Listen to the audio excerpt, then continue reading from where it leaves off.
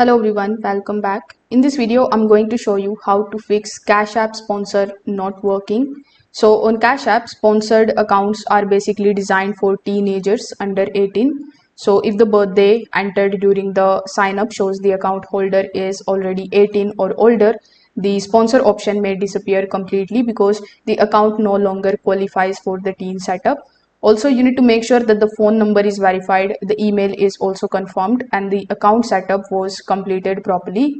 Now, when you have done that, you can just simply resend the sponsor invitation correctly. For that, you need to simply open your Cash App application, then tap on your profile icon on the top right hand corner of the screen. Afterwards, you just have to simply look for the option of sponsor request.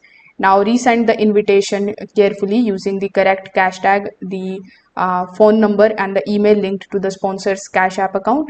Now a lot of sponsor requests fail simply because the invitation was sent to the wrong account or an inactive number.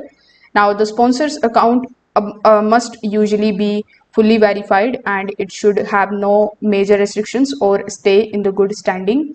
If the sponsor account has any kind of security logs or pending verifications or recent suspicious activities, in that case Cash App may block the sponsorship approval automatically.